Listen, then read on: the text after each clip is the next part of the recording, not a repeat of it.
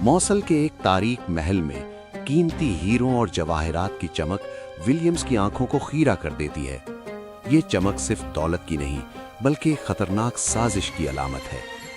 Williams قیاماز کے کان میں زہر گھولتے ہوئے کہتا ہے کہ قاضی فاضل کو جھوٹے ثبوتوں کے ذریعے مجرم ثابت کیا جائے تاکہ ایوبی ریاست کی بنیادیں ہل جائیں۔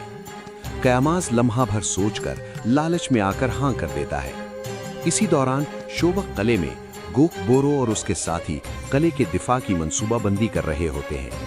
فضا میں جنگ کی بو صاف محسوس کی جا سکتی ہے۔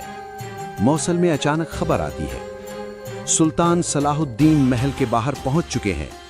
قیاماز گھبرا کر سونا چھپانے کا حکم دیتا ہے اور ولیم سایوں میں جا چھپتا ہے۔ سلطان اندر داخل ہوتے ہی دو ٹوک اعلان کرتے ہیں، میں اپنے نائب کے ساتھ اس ذلت آمیز سلوک کو ہرگز برداشت نہیں کروں گا۔ ولیمز کے اشارے پر قیاماز مجبوراً قاضی فاضل کو زندان سے نکالنے کا حکم دیتا ہے، مگر دل میں بغاوت کی آگ اور بھڑک اٹھتی ہے۔ ادھر قدس میں بیمار بادشاہ بالڈون ایک خط لکھتے ہوئے اعتراف کرتا ہے کہ وہ اپنے پیچھے ایک مرجھایا ہوا شہر چھوڑ رہا ہے۔ اسی لمحے لاڈ گائے داخل ہوتا ہے اور موت کا خوف فضا میں پھیل جاتا ہے۔ بالڈون غصے میں وار کرتا ہے مگر کمزوری اسے زمین پر گرا دیتی ہے۔ لاڈ گائے خاموشی سے وہاں سے نکل جاتا۔ شام کے وقت فاطمہ خاتون حج کی خواہش ظاہر کرتی ہیں۔ سائرہ اور شمسہ کے درمیان رشتوں میں دراڑ ہے مگر امید کی ایک کرن بھی جنم لیتی ہے۔ یہ صرف گھریلو کہانی نہیں بلکہ آنے والے فیصلوں کی تمہید ہے۔ موصل میں سلطان عدالت لگانے کا اعلان کرتے ہیں، اگر قاضی فاضل کا جرم ثابت ہوا تو سزا میں خود دوں گا۔ یہ اعلان قیاماز اور اس کے حامیوں کے لیے خطرے کی گھنٹی بن جاتا ہے۔ ولیمز ایک اور چال چلتا ہے۔ حلب اور دیگر علاقوں کے امراء کو سلطان کے خلاف بھڑکایا جاتا ہے۔ کہا جاتا ہے کہ قاضی فاضل کو لے جانا ان کی خود مختاری پر حملہ ہے۔ اسی دوران قاضی فاضل سلطان کو ایک راز بتاتے ہیں، زینب کے بھائی کی گمشدگی اور اصل مجرموں کا سراغ۔ سلطان فوراً قارہ تیغن کو تحقیق پر بھیج دیتے ہیں اور شہر میں نگرانی سخت کر دی جاتی ہے۔ قیاماز عوام کو سلطان کے خلاف اکسانے لگتا ہے۔ ماضی کی ایک خوفناک یاد اسے ستانے لگتی ہے، وہ لمحہ جب اس نے بے گناہ مظہر کو خاموش رہنے پر مجبور کیا تھا، اس کی جان کی دھمکی دے کر۔ جذباتی موڑ پر سائرہ فاطمہ خاتون سے معافی مانگتی ہے، آنکھوں میں آنسو، دل میں ندامت۔ فاطمہ خاتون اسے گلے لگا لیتی ہیں۔ یہ منظر وقتی سکون لاتا ہے مگر طوفان ابھی باقی ہے۔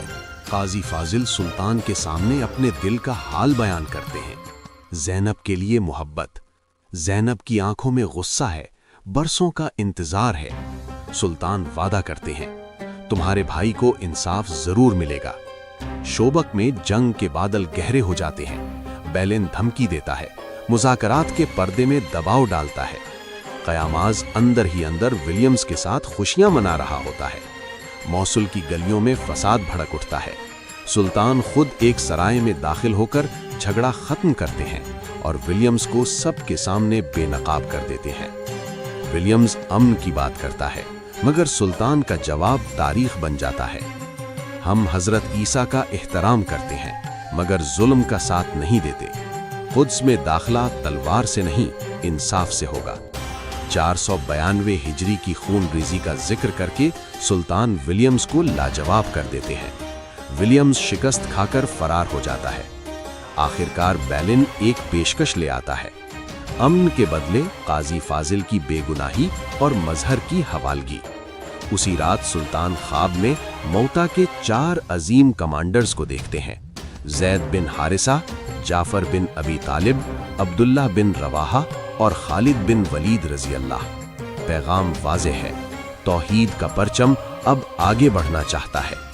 دیوان شام میں اختلاف کے باوجود سلطان حتمی اعلان کرتے ہیں، ہم قدس کی طرف بڑھیں گے۔ امن کے معاہدے کے ساتھ سلطان قدس پہنچتے ہیں۔ شرط رکھی جاتی ہے شوبک قلعہ حوالے کیا جائے۔ غصے کے باوجود سلطان امت کے خون سے بچنے کے لیے شرط مان لیتے ہیں مگر آخری الفاظ گونجتے ہیں، اگر حج کے راستے میں ایک مسلمان کو بھی نقصان پہنچا تو یہ معاہدہ ختم سمجھا جائے گا۔ یہ تھا سلطان صلاح الدین ایوبی قسط 109 کا مکمل، منفرد اور سسپینس سے بھرپور اردو